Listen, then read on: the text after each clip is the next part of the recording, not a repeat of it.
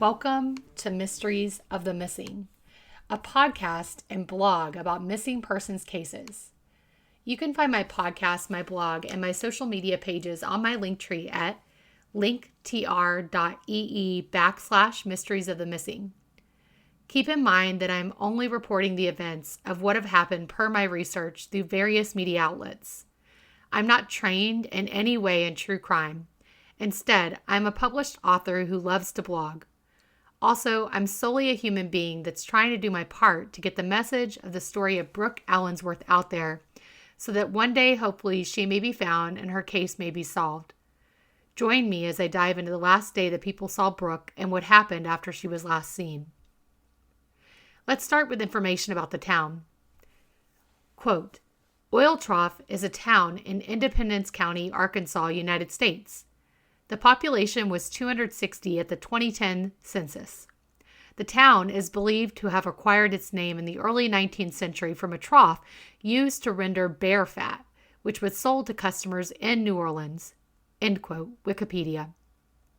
According to AreaVibes.com, Oil Trough has a higher crime rate than Arkansas and the United States at a 4,094 per every 100,000 people versus 3,097 for Arkansas and 2,324 for the United States. However, the majority of the crime in Oil Trough is property crime, with about 3,241 per 100,000 people and only 853 violent crimes, which is still one too many. So this town is small and rural, according to my findings, but it still has a high crime rate. I first heard about Brooke Allensworth at the 2023 CrimeCon in Orlando, Florida. Her poster was on a table and I snapped a photo, sure I was going to come back to her story eventually. Well, here I am taking a swing at this case with my podcast and blog. Brooke is from Arkansas. In 2012, she graduated from the University of Arkansas with an Associate of Applied Science degree in nursing. At the time of her disappearance, Brooke was 37 and had 3 kids. Also, she was a nurse at the Newark Medical Clinic. This tells me that she had a good heart. Most nurses I meet want to help people and have a spirit of gold. She had just gone through a divorce, so her maiden name was Durham. The day she was last seen was July 12, 2018. It was a hot and muggy day, according to the forecast, so it was a perfect day to stay indoors. That's just what Brooke did. She went to get a mani-pedi and a haircut, a sort of self-care day in Independence County, Arkansas. Her hair is normally dark brown, and that day she dyed her hair blonde. This is strange since she disappeared after dyeing her hair. Something that's also strange is that Brooke was wearing 2 shoes on the day she went missing, a wedge shoe and a flip-flop. First of all, no woman purposely wears a shoe similar to a heel and a flat shoe together, unless they are in a hurry. Did Brooke put on 2 different shoes when she was in a rush, or was she forced to put shoes on by someone at her house and she grabbed the first one she could find? I know that when I'm going to get a pedicure, I prefer open-toed shoes, so the flip-flops make sense, but unless the wedges are open-toed, there's no reason Brooke would wear them. Also, I don't normally wear heels of any kind when I'm going to get a pedicure. I generally opt for comfortable shoes that are quick to get on and off. And the shoes she was wearing were 2 left shoes. Who wears 2 left shoes on purpose? No one. Oddly enough, the pairs to the shoes Brooke was wearing hasn't been mentioned by the local sheriff's department. That same day, Brooke and her ex-husband had a disagreement. This stands out to me as well. Everyone knows the first person police suspect is the significant other or former lover. Could Brooke's husband be involved in her disappearance? He hasn't been charged or mentioned as a suspect as of this year, 2024. Unfortunately, no one reported Brooke missing for another 2 weeks until July 24, 2018. This was Brooke's dad, and he let the Searcy County Police Department know that his daughter had disappeared. Searcy County was where Brooke was currently living at the time she went missing. There were no mentions by the police department of Brooke being reported missing later rather than sooner, being odd. 3 days later, on July 27, 2018, someone called the Searcy County Police Department to inform them that a black 4-door 2007 Toyota was parked under a bridge near the White River in Oil Trough. This is strange to me. I don't call the police department about cars parked under bridges. It is an everyday thing for my city and most cities I've lived in. Side note, I've lived in Springfield, Illinois, many Texas cities, New Delhi, India, Seoul, South Korea, and now Orlando, Florida. Maybe in a small rural town, a car parked underneath a bridge or on the side of the road without someone in it would signal that something is wrong, though. In fact, Sheriff Sean Stevens was quoted as saying, "It was like Brooke parked her car there and walked away." Side note, Brooke's ex-husband, Brad, lived a mile from where Brooke's car was found. I don't know if he is considered a suspect in her disappearance, but this is very alarming information. The car was locked, but the keys weren't inside and had a flat tire. Cigarettes and Brooke's cell phone were found inside the car. A smoker won't go far without their nicotine, and why would someone leave a cell phone behind? This tells me that Brooke most likely didn't leave by choice, or she left and planned to come back. Again, why would someone leave without their cell phone, though? If I was by myself in the middle of nowhere, I would want my cell phone to be with me for safety. This is just speculation here. Could Brooke have gotten a flat tire as she was driving, then stopped under the bridge and walked somewhere to get help?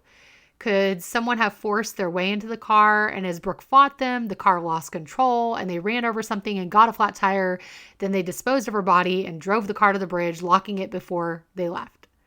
I guess I've watched too many crime shows and movies. But the reasons for the locked car with a flat tire are endless. There are two stories surrounding the first time Brooke's tire went flat, or that day that her tire went flat. A passersby helped her with a fix-a-flat, and the second story is that a family friend helped her at their house, but both stories always end up with Brooke pulling into the oil trough park under the bridge where it was located later. In order to see where Brooke's car was, you had to go to the bridge. You couldn't see it straight from the road, so it looked like it was hidden. The river that Brooke's car was parked near is perfect for parking boats temporarily, but those who are fishing don't keep their boats there for long.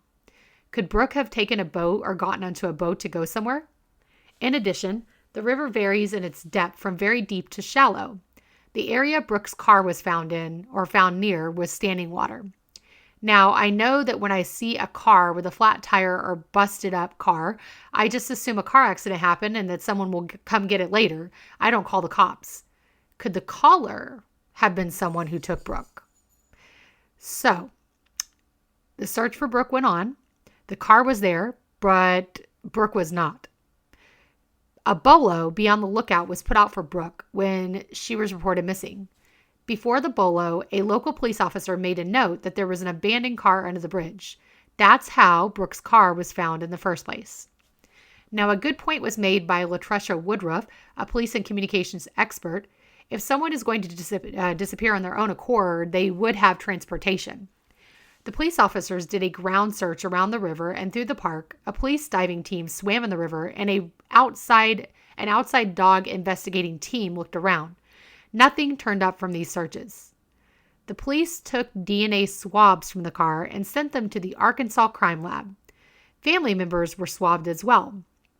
As of 2021, nothing had come through from the DNA swab, but the sheriff said that there had been no evidence of foul play. NamUs also helped out by creating a page for Brooke. In 2020, another woman, Sydney Sutherland, was jogging in the same area that Brooke went missing from when she was murdered by a man who was known to stalk other women. That's 2 years after Brooke's disappearance. Sydney's murderer, Quake Llewellyn, was questioned, but he said he wasn't involved in Brooke's disappearance. Of course he did, right? Sydney had blonde hair, just like Brooke. Even though the authorities were questioning this man, still in 2020, his DNA wasn't found inside Brooke's car. I have no updates as of 2024 about Quake and his possible involvement in Brooke's disappearance. The local police officers looked into Brooke's social media, but nothing was found. In addition, her cell phone was found in the car, and in 2021, the police did execute a search warrant on the phone. Now, at that time, the police department and the sheriff said they didn't have the technology capability to dump the cell phone. How convenient. So also, why would the sheriff's office take 3 years to search the cell phone? I would be pissed off if I were one of Brooke's family members or friends. Now, since the salon was in another county, the state police had to look into what happened there. This points to a problem with police officers in various counties and the breakdown of communication due to detectives being located apart from each other. It's reminiscent of the Golden State Killer case. Joseph DeAngelo committed crimes in different cities throughout California, which allowed him to get away with his crimes for so long because the detectives in each city didn't work together to find him. Since they didn't know he was committing crimes elsewhere and or didn't pursue leads in places besides their own city. Surely there has to be a way for police officials in different areas to communicate better with each other if a crime takes place in several places, not just in their jurisdiction, right? This is 2024. Now, on December 22nd, 2022, an underwater search and recovery dive team called Adventures with Purpose decided to act on a tip, and they searched 4 ponds in Jackson County and Bergen Lake to see if Brooke Allensworth was in a barrel. According to a video I found, which you can find the link on my Wix website, their search used high-tech gear like infrared sonar. Unfortunately, nothing turned up in their search. As of 2023, the DNA results came back. Some of the prints were from Brooke. Some of them were other people unnamed. Her kids probably were in there too. But no suspects were pulled from the batch taken from Brooke's car. Brooke's cell phone in 2023, 5 years later, guys, Brooke's cell phone was given to the state police for analyzing. I'm sorry, backtrack. It was given in 2018. Great. So it was given the same year she disappeared.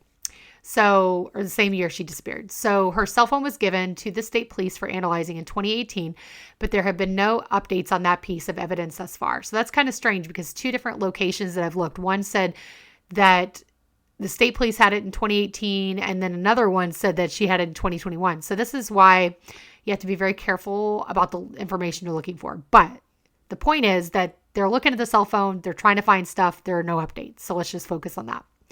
Now, flash forward to 2024, there has been no update on Brooke's case. 5 years without any movement on the case. If I was the family, I would be raising hell every single day. My butt would be parked in the seats of the police department, all in the grill of the detectives until they did something. I don't want to say what I think happened to Brooke because it could mess up the investigation, but I do have my own theories. Message me sometime if you want to hear them. Now, Brooke's friends say she would never leave her children voluntarily. Her sister Kelly Avens told KARK, Brooke, we need you to come home. I know that in my heart she would not hurt herself, and she has never gone this long without having contact. Every single search in this missing persons case has turned up nothing, but there is someone out there that knows something. Someone must have seen something. Please come forward. Brooke, if you're out there, you are missed. Your sister is looking for you. I don't know you, but I am worried about you. I hope and pray that you are at peace.